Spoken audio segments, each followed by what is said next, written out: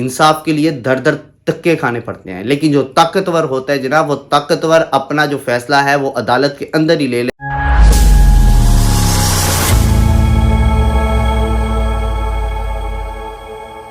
अस्सलाम वालेकुम जी, welcome to Miyan vlogs. तो जनाब उम्मीद करता हूं आप सब खैरियत से होंगे। तो जनाब सुप्रीम कोर्ट ने एक ऑर्डर जारी किया है। उस ऑर्डर में लिखा गया है कि जनाब जो जजों की बेगमात हैं जनाब, उनके पूरे पाकिस्तान के अंदर किसी भी एयरपोर्ट पे चेकिंग जो है वो नहीं की जाएगी।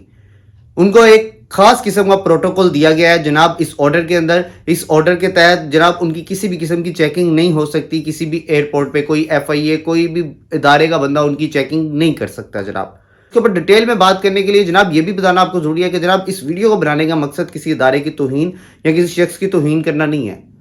ये जस्ट आप तक एक इंफॉर्मेशन और अपने व्यूअर्स को एक नॉलेज देने के लिए है कि जनाब हमारे जो हैं अदारे वो किस कदर प्रोटोकॉल मांगते हैं। इनके अंदर बैठे हुए जो लोग हैं, सारे लोगों को नहीं कह रहा, चंद लोग जो चंद काली भेड़ें होती हैं और अदारे के अंदर कहीं ना कहीं समझा जाता है, वो सियासतदानों में भी होती हैं, वो जजों में भी आपको मिलती हैं, वो ब्यूरोक्रेसी में हर जगह पे आपको मिलती है जनाब।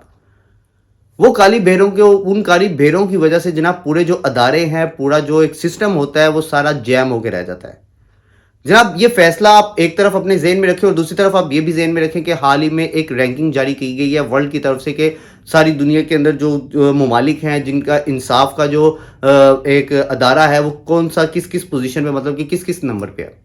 और वो टोटल जो फिगर है 139 139 मुल्कों की है। और उसके अंदर पाकिस्तान का जो नंबर है जनाब वो 130वां नंबर, 130 130वां नंबर। मतलब कि हमारे से नीचे सिर्फ 8-9 मुल्क ऐसे हैं जो हमारे से नीचे हैं। मतलब कि हम नीचे से फर्स्ट आए हैं। मतलब कि 1 से लेके 139 तक पाकिस्तान का जो नंबर है वो 130वां 130वां 130।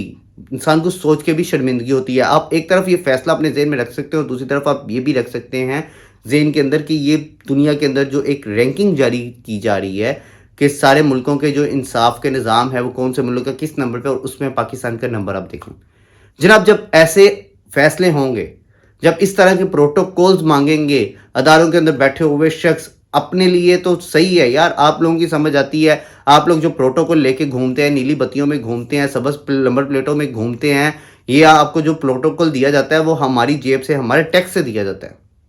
उसका जो होता है टैक्स, आपका जो प्रोटोकॉल, आपके जो पेट्रोल चल रहे होते हैं सारी गाड़ियों के, उसका हम लोग टैक्स पे कर रहे होते हैं, तो आप तक आ रहे होते हैं जनाब।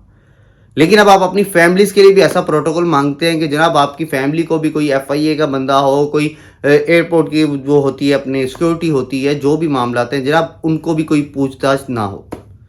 उनको एक खास किस्म का प्रोटोकॉल दे दिया गया है। इसकी क्या वजह है जनाब कि आखिरकार जो है हमारे मुल्क के अंदर ब्यूरोक्रेसी जो होती है वो इतनी ज़्यादा जो होता है वो मजबूती क्यों इख्तियार करती है, इतना ज़्यादा वो स्ट्रॉन्ग क्यों होती है कि सियासतदान भी इनके सामने मजबूर होते हैं। जब भी आप देख लें कि बात आती है सियासतदानों की, या जब भी आती है बात एहतसाब की, तो उस वक्त ना कोई ब्यूरोक्रेट सामने आता है, ना कोई जज सामने आता है, किसी भी अदारे का, किसी भी बंदे का कोई एहतसाब नहीं होता। जब एहतसाब की बारी आती है तो तब सिर्फ जनाब एक सियासतदान सामने आता है। वो आप जुल्फ़िकार अली भुट्टो के दौर से उठा लें, आप जनाब बेनज़ीर भुट्टो के दौर से उठा लें, वो आप जनाब अपना नवाज शरीफ के दौर से उठा लें, वो आप जनाब सईद यूसुफ रज़ा गिलानी के दौर से उठा लें। हर दफ़ा सियासतदान ही क्यों पकड़ा जाता है? हर दफ़ा सियासतदान का एहतसाब क्यों होता है? कभी इन लोगों का कभी किसी ने एहतसाब किया, या इन लोगों का एहतसाब करने का कभी किसी ने सोचा है? ये वो लोग हैं जो बैठे हुए एक वज़ीर आज़म को भी घर भेज देते हैं। ये वो लोग हैं इनका जैसे दिल चाहता है ये वज़ीर आज़म को कह दें जी आपने बेटे से तनख्वाह नहीं ली तो आप फारिग हैं। ये आपने लेटर नहीं लिखा जनाब, वज़ीर आज़म ने आपके ऊपर तौहीन अदालत लगा के आपको फारिग कर दी है, आपको नाअहल कर दी है, आपको 5 साल के नाअहल कर दिया, आपको ताहयात नाअहल कर दी है। शाहिद खकान अब्बासी जैसा वज़ीर आज़म यहाँ पे जेलों में गया है। और शाहिद खकान अब्बासी से मुझे याद आया जनाब, जब सियासतदानों की बारी आती है ना एयरपोर्टों के ऊपर चेकिंग की, ये तो अपनी बीवियों के लिए तो प्रोटोकॉल मांगते हैं। आपको याद होगा शाहिद खकान अब्बासी का वाक़या, शाहिद खकान अब्बासी की शर्ट तक उतरवा ली गई थी, उनकी पैंट की बेल्ट तक उतरवा ली गई थी चेकिंग के लिए न्यूयॉर्क के अंदर। और आपके सियासतदान जो होते हैं वो हर जगह पे ज़लील और रुसवा हो रहे होते हैं। और ये जो ब्यूरोक्रेट्स होते हैं इनका एक ऐसा ये मजबूत होते हैं, ये इतने मजबूत होते हैं कि ये अपने तक कुछ भी पहुंचने नहीं देते। इसकी क्या वजह है? ہم اداروں کی بہت عزت کرتے ہیں، عدلیہ کی بہت عزت ہے، آرمی کی بہت عزت ہے، فوج کی بہت عزت ہے، ہر ادارے کی بہت عزت ہے، اپنی ایجنسیوں کی، ہر کسی کو سلوٹ کرتے ہیں کہ ہم آج اگر آزادی کے ساتھ بول رہے ہیں تو ان کی وجہ سے بول رہے ہیں۔ لیکن جناب ان کے اندر بیٹھے ہوئے جو کالی بھیڑیں ہیں، یہ جو ہمارے انصاف کے ادارے کے اندر بیٹھی ہوئی کالی بھیڑیں ہیں، جن کا جب دل چاہتا ہے کسی کو بھی ایک فیصلہ دے کے جناب فارغ کر دیتے ہیں، کسی کو بھی فیصلہ دے کے ایک ہیرو بنا دیتے ہیں، جب دل چاہتا ہے جو مرضی کر دیتے ہیں۔ کبھی ان کو بھی اپنے فیصلوں پہ نظر ثانی کرنی چاہیے۔ یہاں پہ اتنے لمبے مقدمات چلتے ہیں کہ تقریباً 100 سال، 60 سال، 70 سالوں سے کیس چل رہے ہیں جناب۔ حال ہی میں ایک کیس تھا، پتہ نہیں اس کو سینچری مکمل ہوئی ہے، 100 سال مکمل ہوئے ہیں ہماری عدالتوں کے اندر، تو جناب اس کا کیک بھی کاٹا گیا۔ یہ اس ملک کا نظام ہے، یہ یہاں پہ ایک انصاف کا نظام ہے۔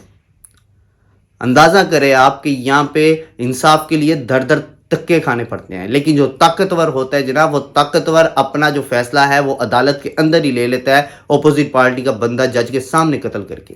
ایسے کئی واقعات ہم نے دیکھے ہیں۔ وہ اپنے فیصلے ان ججوں پہ نہیں چھوڑتے، ان کو پتہ ہوتا ہے ان ججوں نے کیا فیصلے کرنے، یہ تو ہمارے مجرم کو 20 سال، 25 سال تک جو ہے وہ تاریخ پہ تاریخ لگواتے رہیں گے۔ وہ اگلے آتے ہیں ججوں کے سامنے ٹھوک کے چلے جاتے ہیں، پھر عوام ایسے بھی فیصلے لیتی ہے جو کہ غلط ہے۔ نہیں ایسا ہونا چاہیے۔ ہمارے ملک کے اندر ایک ایسا سسٹم ہونا چاہیے۔ یہ ایک ریکویسٹ کریں گے جسٹس قاضی فائسی صاحب کو کہ جناب آپ کوئی ایسا سسٹم بنائیں کہ جو ایک کیس ہے اس کی جو مدت ہے وہ کیس کو ختم کیا جائے، 3 مہینے سے زیادہ وہ کیس نہیں چلنا چاہیے۔ کسی بھی قسم کا کیس ہو اس کے اوپر فیصلہ یوں ہونا چاہیے۔ آپ کی کتنے کیسز ہے سپریم کورٹ کے اندر پینڈنگ پڑے ہیں، اور وہاں سے ایک ایسا فیصلہ یا ایسا آرڈر آنا ایک اپنی فیملیز کے لیے، اپنی بیگمات کو ایک اسپیشل پروٹوکول دینے کے لیے جناب، کہ ان کو کوئی بھی ادارہ FIA کیا کوئی بھی ادارہ ان کو پوچھ نہیں سکتا، ان کی چیکنگ نہیں کر سکتا جناب۔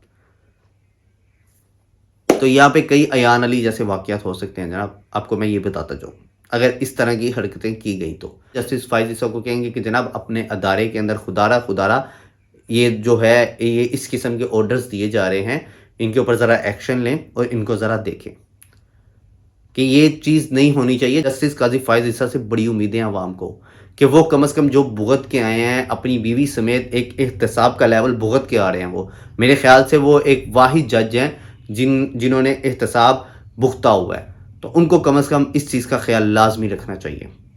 اور دوسرا، ہم اپنے آرمی چیف صاحب سے بھی ریکویسٹ کریں گے کہ جناب خدارہ جو بیوروکریٹس اندر بیٹھے ہوئے ہیں کالی بھیڑیں، ان کے اوپر بھی اپنی نظر ڈالیں۔ آپ نے بہت اچھا کام کیا پاکستان کے لیے، بڑا زبردست آپ نے ڈنڈا چلایا ہے، ایک ذرا ڈنڈا ادھر بھی چلائیں، بہت زیادہ ضرورت ہے، نہیں تو یہ ملک کبھی ترقی نہیں کر سکتا۔ آپ نے بہت اچھا کام کیا، افغان بارڈر کے تھرو جو بھی سمگلنگ وغیرہ ہوتی تھی یا جو معاملات بھی ہوتے تھے، آپ نے بڑا اچھا ان کے اوپر کام کیا ہے، ایک ذرا نظر ادھر بھی کر دیں۔